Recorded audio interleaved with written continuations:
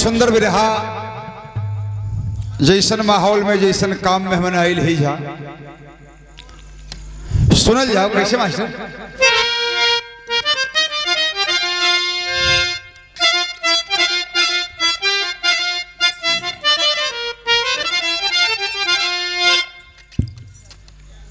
रामा कवि जी लिखले हुआ सूर्य पश्चिम उगे डूब पूरब भले ध्रुव धूरी से अपने ही क्यों ना टले कर्म से सच्चा इंसान टलता नहीं जुर्म ढाए हजारों जमाना जले स्वर्ण मिट्टी में मिट्टी न होगा कभी लाख चाहे लाखों बरस बीत जाए सही द्वेष ईर्ष्या के पहलू में पलते हैं जो उनके जस गान तो जात गाए नहीं।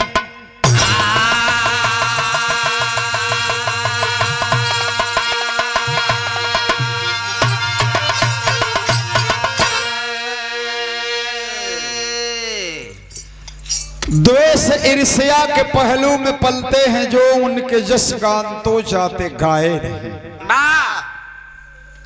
बड़ा सुंदर एगो गीत हमार कवि भोजपुरी के लिखले हुआ ऐसे कैसे हो जाई मोहब्बत का सौदा हा।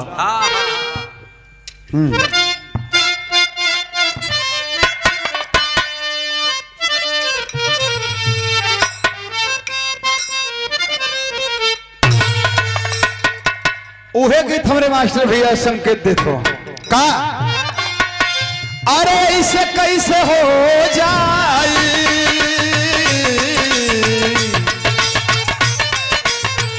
ऐसे कैसे हो जाए मोहब्बत के सौदा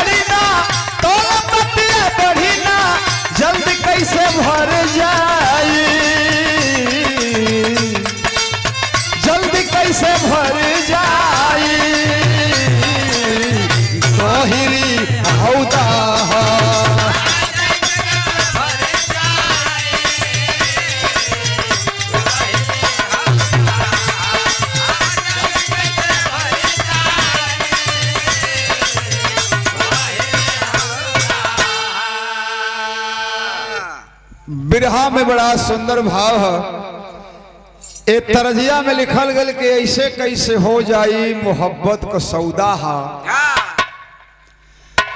एगो संत जी रहला तो कहा कि एगो भाषा कहे कि ऐसे वैसे कैसे कैसे हो गए ऐसे वैसे कैसे कैसे हो गए और वही के उलाट दें कि कैसे कैसे ऐसे वैसे हो गए। अरे वाह तो वही के उलाट देव तो दूसर मतलब बा वही के सीधा कर देव तो दूसर मतलब बा। बिरहा में बड़ा सुंदर भाव हमार कवि लिखले हो का याद करेगा ये दुनिया अरे याद करेगा ये दुनिया हीरोवन के गाथा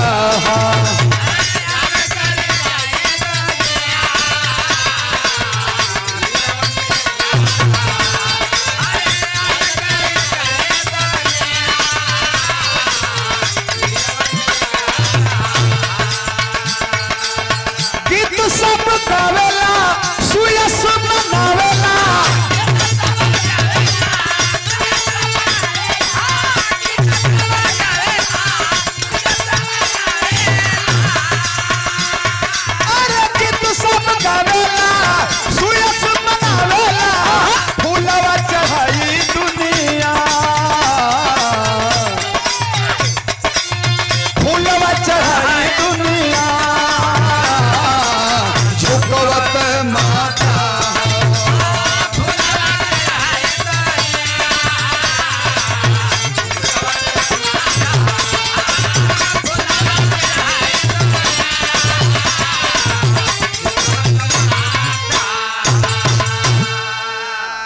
ये हिंदुस्तान की धरती है,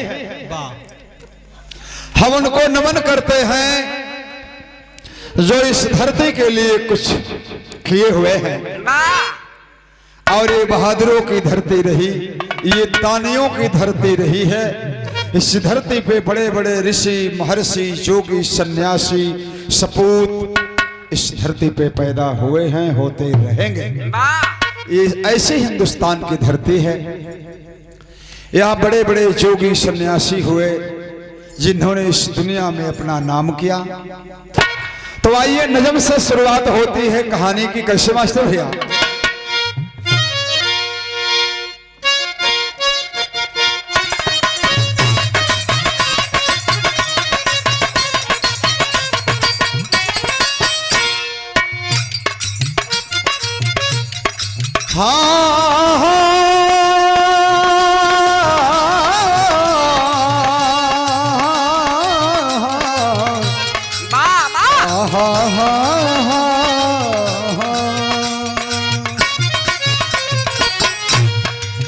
गैर से बढ़ के बैर अपने लोग करते हैं, गैर से बढ़ के बैर अपने लोग करते हैं, नामी के नाम से बदनाम सदा डरते हैं।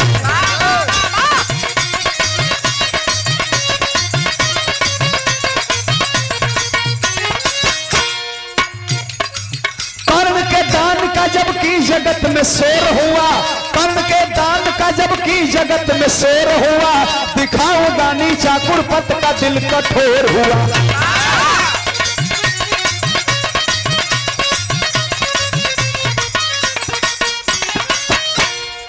सवामन स्वर्ण कर्ण, सवामन स्वर्ण कर्ण दान नित्य देता था, दूसरे की विपदा अपने पे झेल लेता था।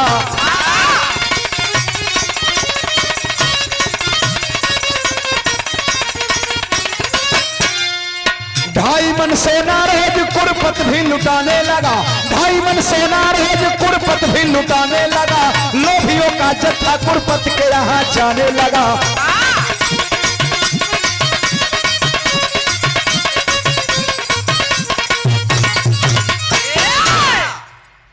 कर्ण का नाम तो सभी सुन ही होई।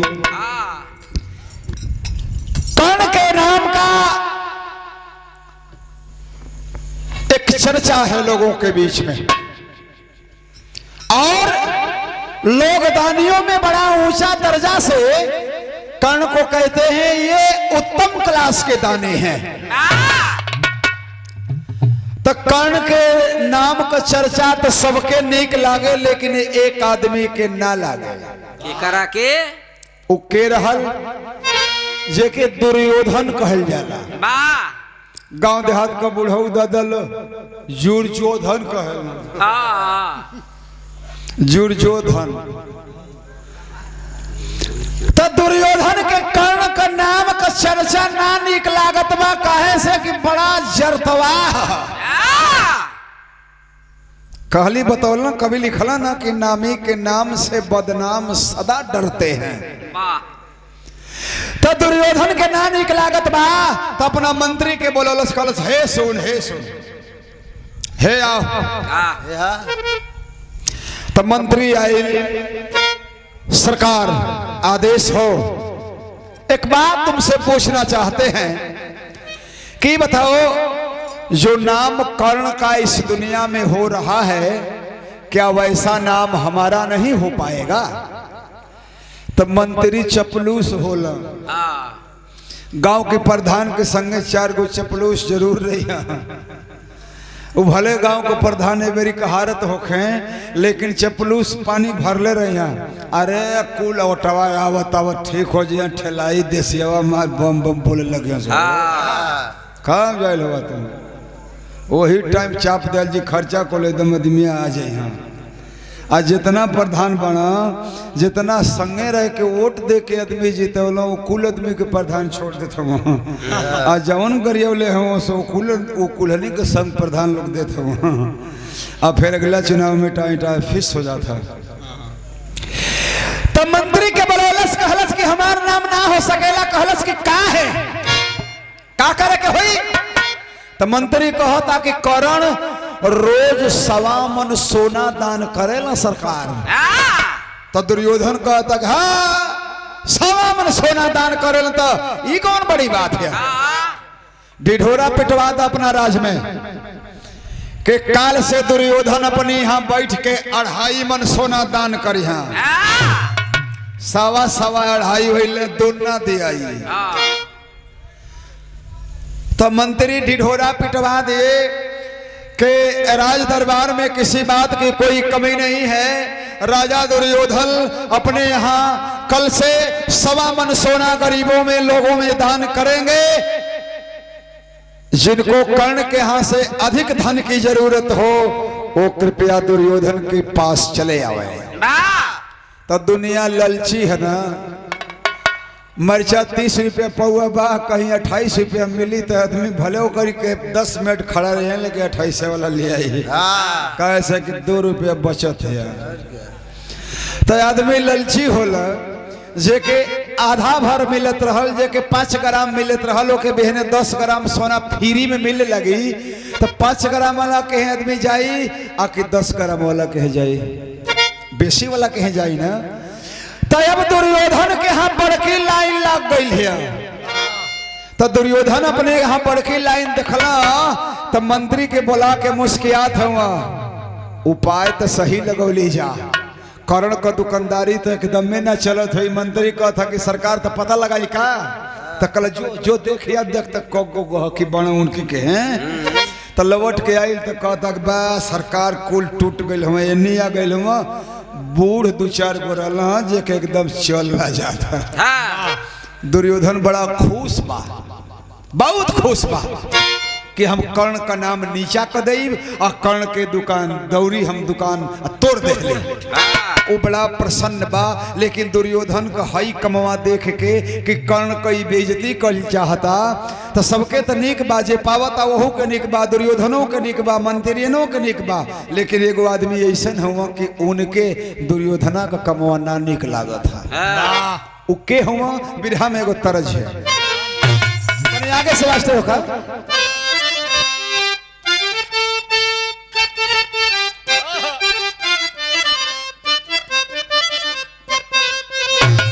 कोनो मेहरारू हो अपनी मर्द के पहली बेर अपनी गाँव में बोलौले हो करी गाँव में हो डीह पर मेला लागेला तो बोलौले हो तो मार कुछ सखी सले यार ए दीदिया केहर हमारे वो कब आई हैं तो कहते कि अरे हम फोन कैले रहे साइकिल का रिंग रगड़त 2:30 बजे रिंग रगड़त कि मेरा साइकिल चमकत रह जाएगी। तो कॉलेज कह रहे देख रहे लगा आ जाइए तो खुदे जान जाए बोलो कैसे जानल जाए तो कह रहे पान खा के कुल थूक के बिगाड़ दिला खुदे चिंजी बोलो किए कुर्तों में सब चुवत रहे पान। कौन तरह से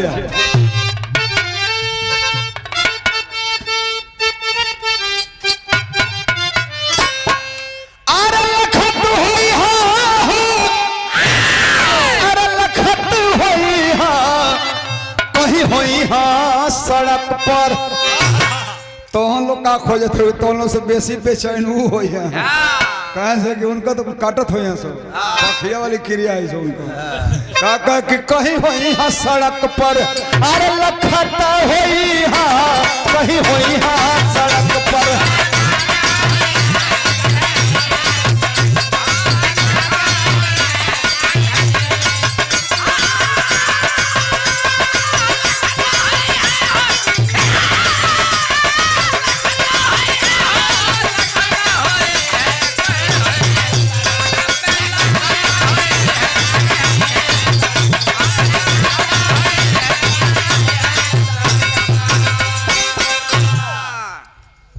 के नाने के लागा था दुर्योधन का काम भगवान श्री कृष्ण कन्हैया के नाने के लागा था। तो भगवान कन्हैया अपने मनवा में सोचत हो कि देखा ये खाली अपना धन की घमंड पर बड़का पगड़ी बांध के दानी बनल बा।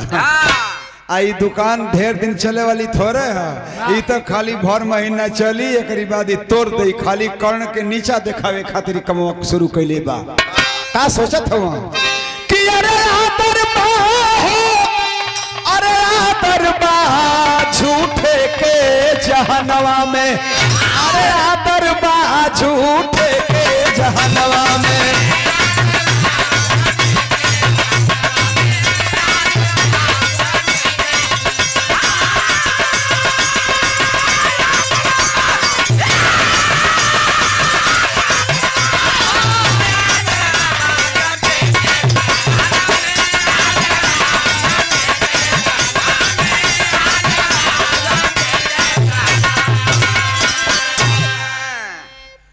भगवान कन्हैया सोचत हो कि झूठन को बड़ी कदर है समाज में। कहलन एगो गावे वाला गावत हलन तो कहला कि नेता का परिभाषा का होले, पैसा है और दारू है तो नेता बहुत जुझारू है, न पैसा है न दारू है तो नेता है। हाँ तो झूठन को बड़ी कदर है। भगवान कन्हैया का सोचत हुआ कि कृष्ण वृद्ध ब्राह्मण बन के कुर्ब पास गईलो,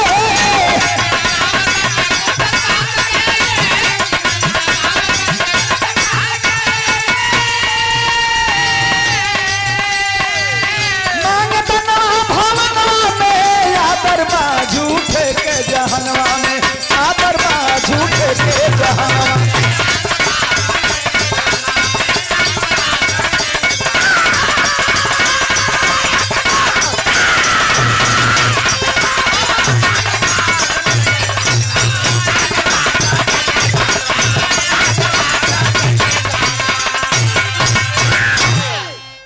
भगवान कन्हैया कहला कि अच्छा देकर पता लगाई कि देखी ये 2.5 मन सोना रोज दान करो था तो इस सच्चों में दानी बन गई है कि खाली ऊपर से दिखौटी है।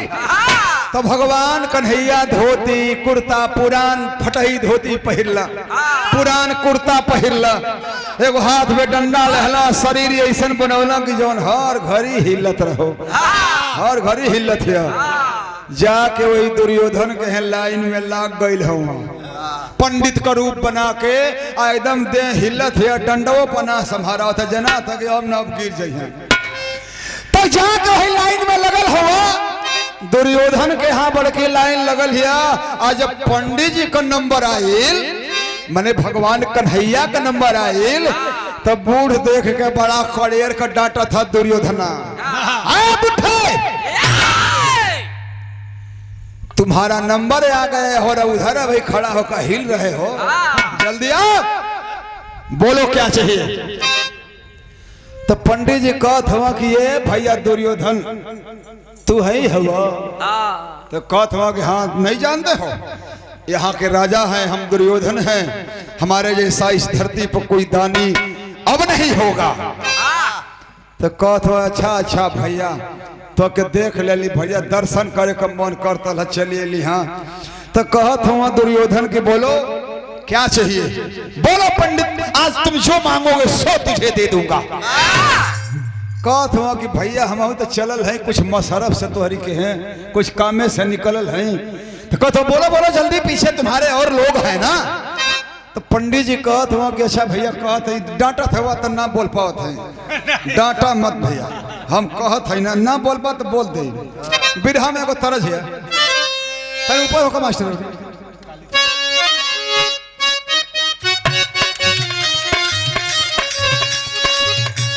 फिल्म का गीत बा, अरे काली तेरी चोटी है परंदा तेरा लाल में,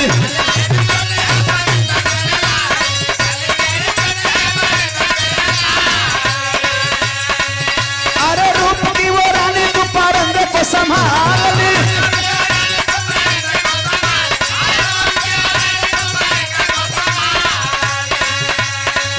अरे किसी मन चलेगा तुझ पे आ गया जो दिल होगी बड़ी मुश्किल हो।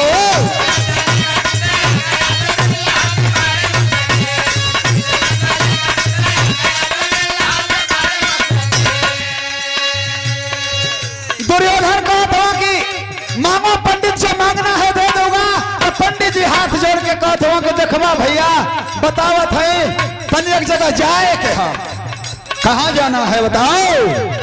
का कहत हूँ पंडित रूपी वो कन्हैया भगवान श्री कृष्ण जी, अरे बड़ा कमजोर हमें द्वारिका में जाना है,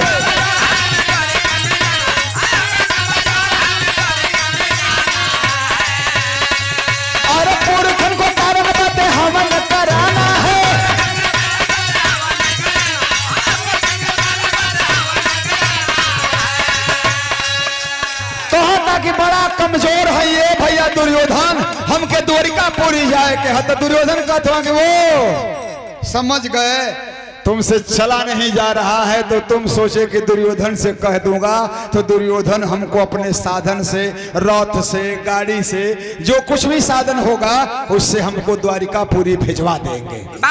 तो पंडित जी कहते ना ना ना भैया, गाड़ी बस से ना जाइला, बस में चढ़ीला धुआं लगल तो उल्टी होले, बस में ना चढ़ीला। तो कहते हम कि तो तुझको द्वारिकापुरी जाना है तो गाड़ी से नहीं जाओगे, रथ से भेजवा दूं। ना भैया, रथ से ना जाए के है, वहां अपनी पुरखन के तारे खातिर, अपनी पुरखन पुरनियन के आत्मा के शांति खातिर हमके जग करे के है। तो दुर्योधन का था ओ समझ गए समझ गए, तो के तिल या जौ या देसी घी चाहता, तो कहता ना ना भैया वो तो कुल बा। तो कहत हो जब तो गाड़ी से जेबे ना करबा, कुल है ये बात, एजा का आइला तो कहत हो कि बतावत नहीं भैया कि का आइले। हाँ तो कहत हो बताओ बताओ जल्दी। कह कि बड़ा कमजोर हमें द्वारिका में जाना है,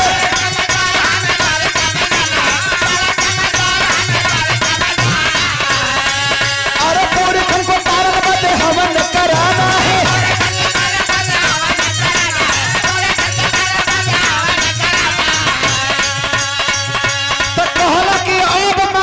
सुन ला तरी कान खोल के, कहे अपन जवानी तनी दे दा उधार, बड़ी बिनती हमार।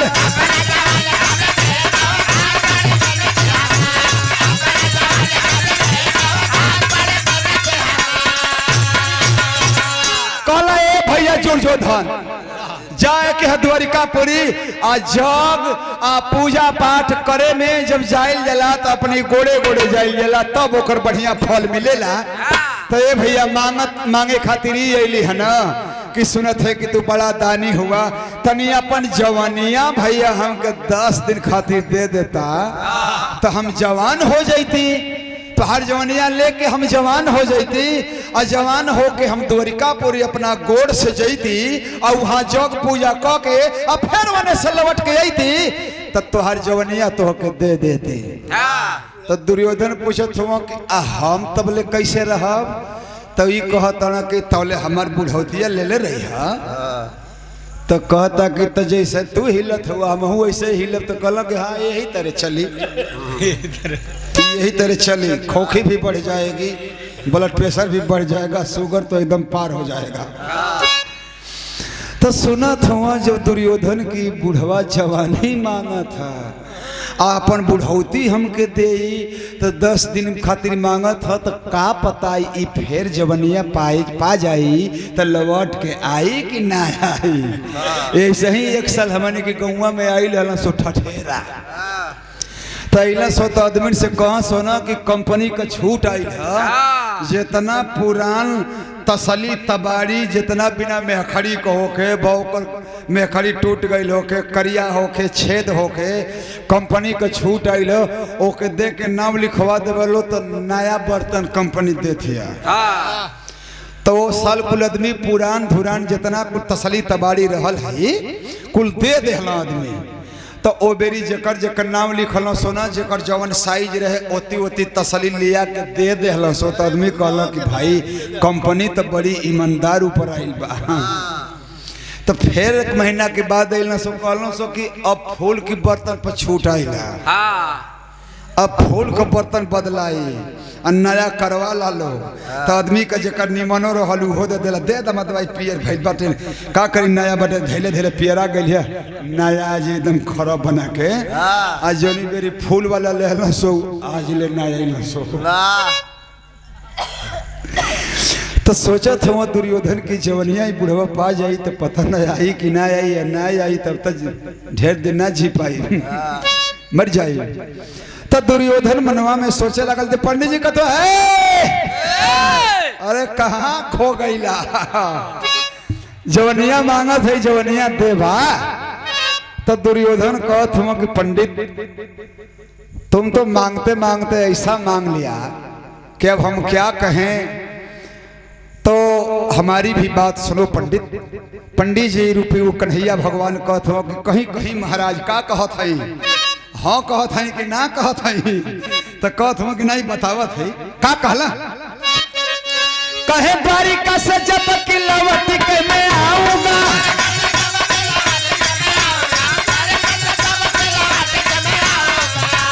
अरे आपकी जवानी दे बुढ़ापे को ले जाऊंगा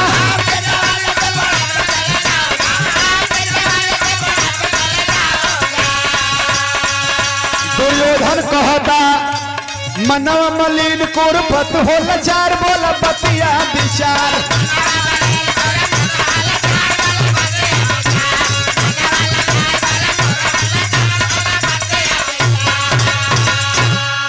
बड़ा सोच विचार के दुर्योधन कहत हुआ कि ये पंडित जी जवन मांगत हुआ तो एक मत मांगा पंडित जी कहला का है तो कहत हुआ कि जवनिया जानी तो मांगा हमारी अरे रामा रामा जवनिया जानी तो मांगा हमारी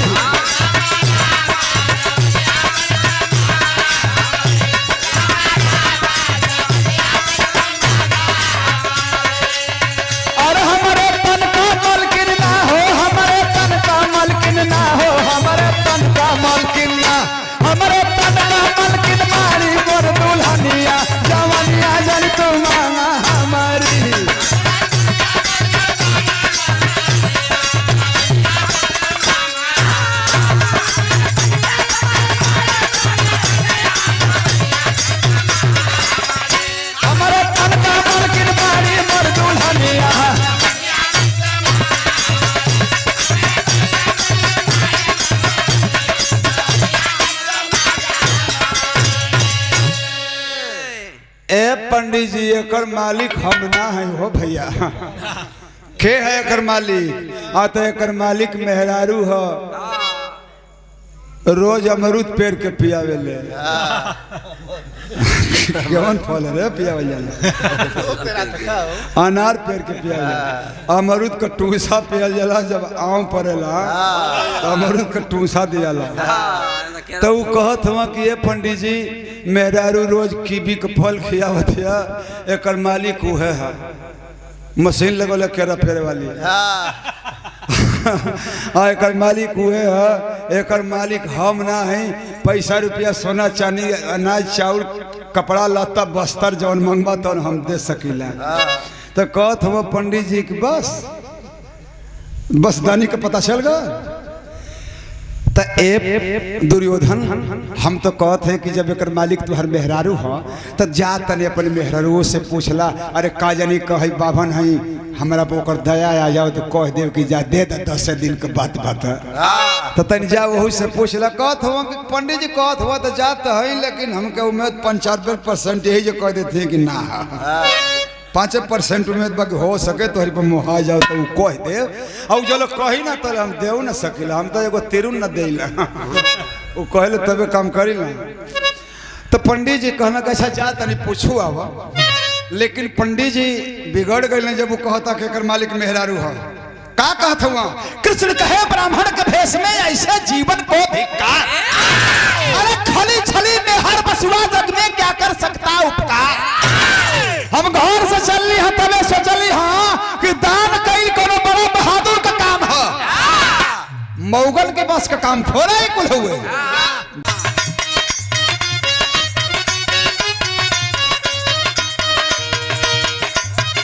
काहे पिया बुढ़ हो जाई बता जब जवानिया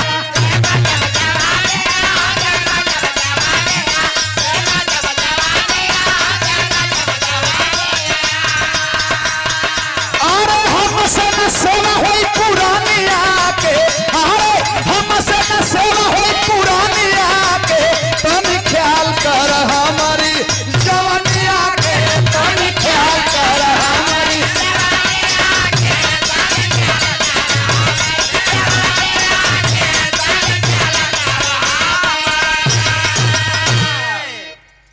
कहते या कि जवानी दे के तू बूढ़ हो जेबा तो हमके बुढ़ों से सख्त नफरत है हमके देखत हुआ कि तू ये रूप में ना रहबा तू बूढ़ हो जेबा तहे जवानी का मजाक के उठाई तो कहत हो कि हम यही से कहलिए कि नहीं एक मालिक मेहरारू हम ना है का कहीं जाके ओके बताओ तो कहते कि अब ही तो के भरम बा जा कह दो कि ई ना मिल पाई और कुछ मंगबा तो मिल जाई।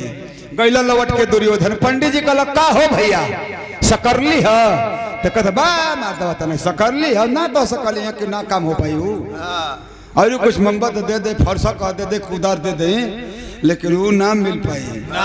तो पंडित जी कहला कि तब हम चली थे जैसे तो कहते हाँ हाँ तू सर से करा निकला कहीं दूसरा द्वार देखा। तब पंडित जी निराश होके कृष्ण भगवान चल दिला हाँ लेकिन उनके कोनो कुछ चाहत थोड़े रहा तो चेक करता हला ना कि देखी तो कैसन है तब सोचला कि रहा एकरी कहता चेक कर लेनी अब यही लगले तरी करण कहे चली उनके कहे तो बड़ा कम आदमी हुई हैं 2-4 आदमी नंबर ला जाइए चली तनी उनके कहे तो भगवान श्री कृष्ण कन्हैया अब कर्ण के यहाँ गए हाँ का भइल बिरहा में एगो गई थे उहे गई थी अब कि गोरी परसल न हो अरे गोरी परसल सवनवा में मोती झुलनिया पर दूध टपकल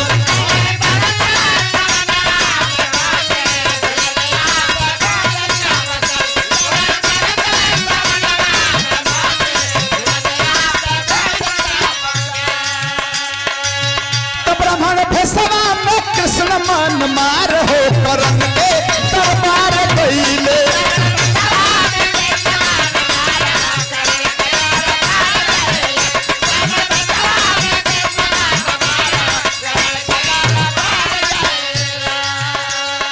अरे फिर पंडित के रूप में गईला भगवान कन्हैया वही कर्ण के हाँ अरे 2-4 गो बूढ़ रहला पर 5 मिनट में नंबर आ गईल। कर्ण पहले तो प्रणाम कैला पंडित जी का अरे देवता हे उमर मेरे हुआ चलली हाँ हमारी के हैं हम का सेवारा और करी तो हंस के मंगले जवनिया उधार हो करण के दरबार गईले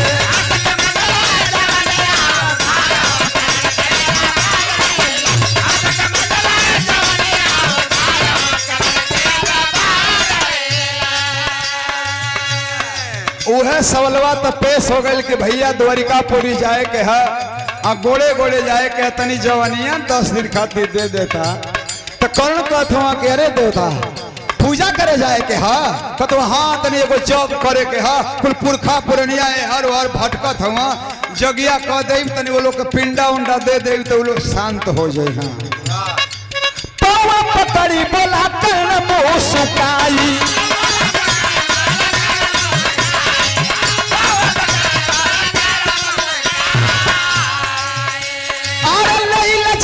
बाबा चाहिदा बुढ़ाई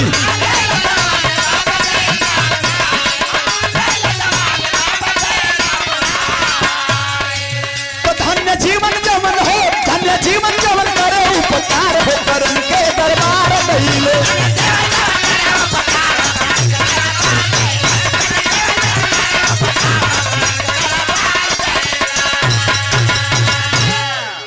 जब सुनला कि पंडित जी के जवानी चाहती है खाली 10 दिन खातिर तो कला अरे महाराज ले ले रहुआ ले ले सरकार जाई अपन पूजा पाठ कर ले 10 दिन 12 दिन में आई 15 दिन में आई तो कोनो बात नहीं खे जाई ले जाई पूजा पाठ कर तो कर्ण बतिया सुन के भगवान रूपी वो पंडित जी अपना मनवा में सोचता ना बिरहा के पहपट में का कहला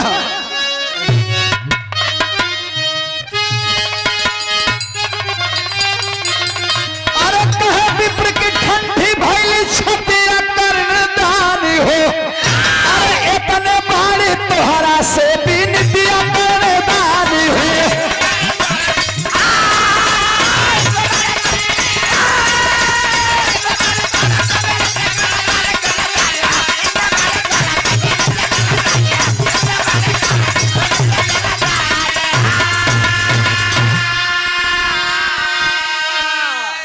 पंडित जी जब दुर्योधन सकार रहना तो पंडित जी कहत हुआ कि ए भैया करण एगो बात कहल चाहते हो बाबू हमें ही कमावा खातिर दुर्योधन के हैं गईली हैं अब पीछे वाली बात बतावत हुआ कि दुर्योधन के पास गया मैं लेके दशा भारी हो, अरे खाली हाथ में लौटाई दुर्योधन की नारी हो।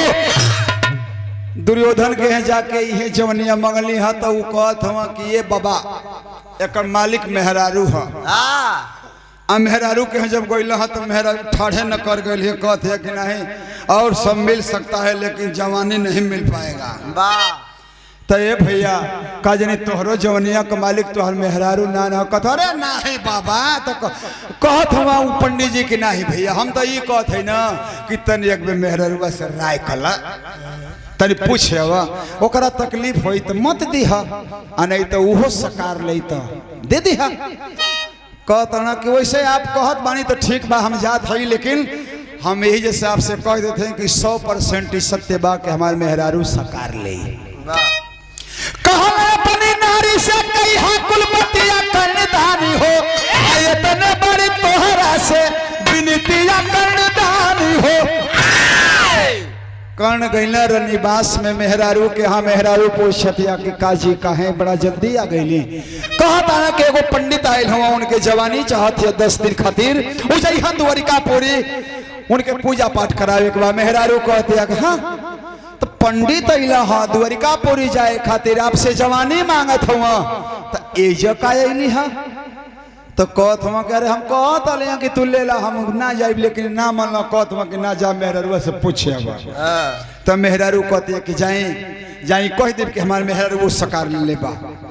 पंडित जी के हाँ कर्ण पहुँचल कहत हुआ कि बाबा हम ना कहलिया कि मेहरारू हमारे सकार ले, अरे बड़ी धर्मी है देवता है एकदम हाँ क्यों खाली ना जाला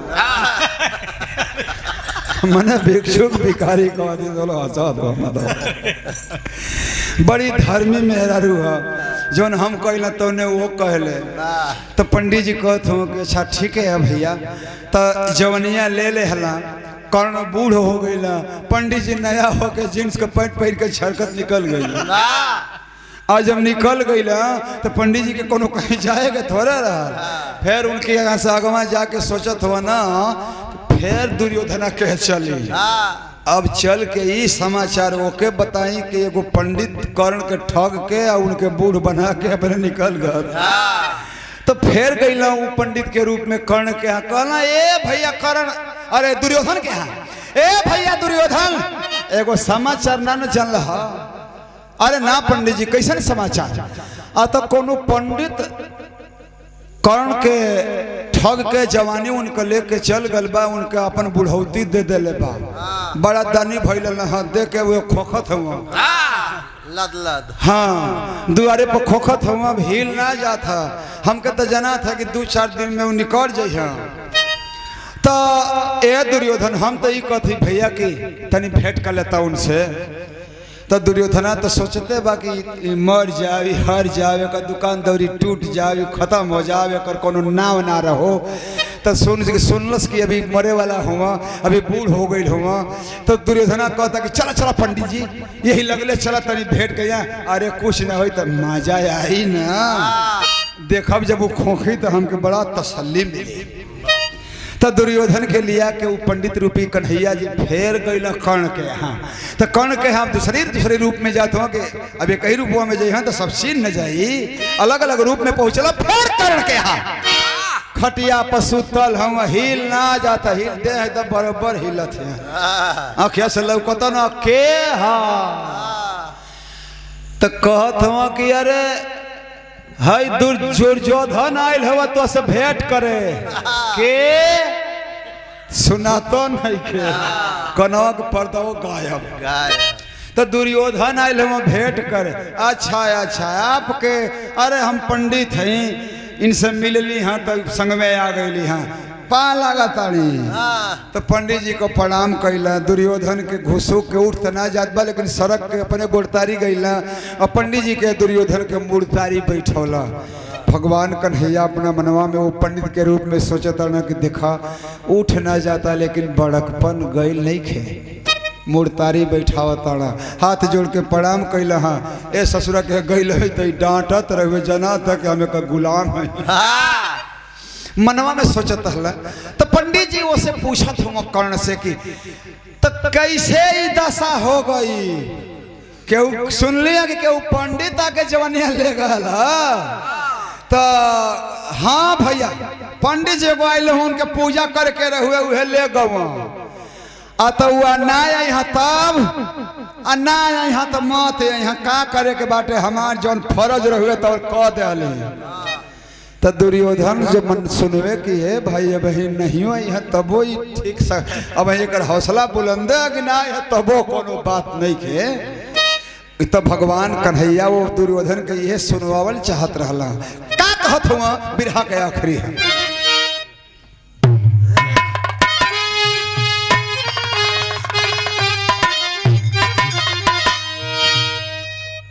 का कहला बिरहा के आखिरी मास्टर तनी सरक जा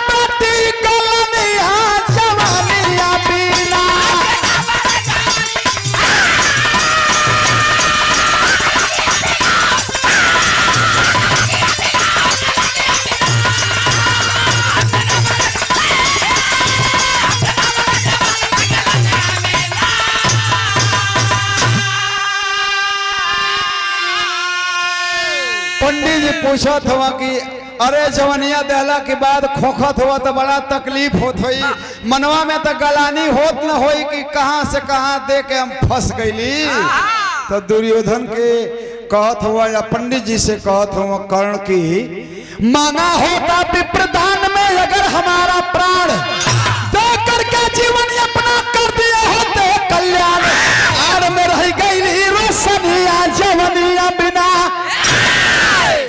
जवानी का चीज है पंडित जी हमार प्राण मंगले रहता हूँ पंडित ना तो अपन प्राण दे के उनको उपकार कर दिले रहते जब दुर्योधन सुनलस कि ए भाई ई तो परनो देवे कहता हमरो कहे को पंडित गए हो तो हम जवनियो ना दे पावे उनके तो एक मतलब कि बड़ा दानी बा जान प्राण भी दे सकेला अपने फर्ज खातिर और हम एगो पंडित के खाली हाथ लौटा देवी तो दुर्योधन को जौन घमंडवा रहल वो धीरे धीरे टूटा था तो भगवान कन्हैया तो कुल मीटर लगौले न हम नापत हम कि केवन टूटा था केवन बढ़ा था जब जनलन की दुर्योधन का घमंड टूट के आ गई 0% पर तो भगवान कन्हैया रूपी पंडित जी अपना रूप में हो गई सुदर्शन चक्र लहले भगवान श्री कृष्ण कन्हैया वही पंडित का रूप बदल के अपना रूप में आके खड़ा हो गई तो दुर्योधन देखला तो कहत हो अरे पंडित जी से आप हो गई तो भगवान कन्हैया कहत हो अरे वो कोई पंडित ना रहा हम ही रहे हैं अच्छा अच्छा प्रभु प्रणाम तो ये दुर्योधन जवनिया ना दे हुआ ना तो मांगे खातिर जे तोहरी कहे गई हुए तो केहू दूसर पंडित ना रहुए हम ही गईले हुए आपे गईले हुए अरे तो आपके कहे करना चाहिए कि नहीं हम ही भगवान है हमके जवनिया चाहते हैं तो कहते हो कि जवनिया तो हर ना चाहते हैं इनका जवनिया जे ले रहा दूसर के पंडित ना रहा जवनिया हम ही ले रही हैं तब कहत हम दुर्योधन के ये प्रभु हम कहते हैं कि काम हो तो ले के हम तैयार बानी देवे के तो कहत हो कि ना तू केरा पेरा हमके ना चाहिए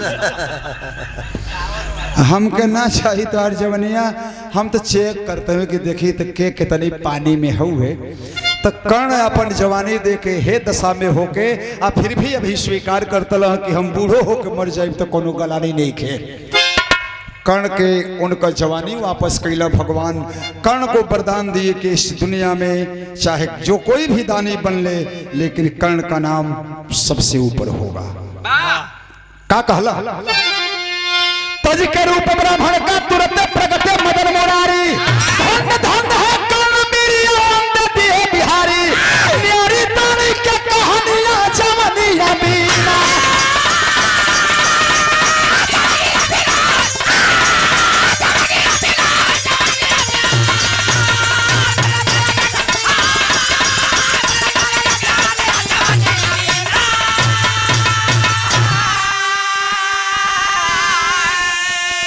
तो गणेश गुरु रामलाल गुणकारी स्वर्ग बसे चंद्रिका कवि बच्चन जी बने पुजारी योनि अजन तो मांगा हमारी तो पंचदारा कवि के सारद के सारनिया योनि अजन तो मांगा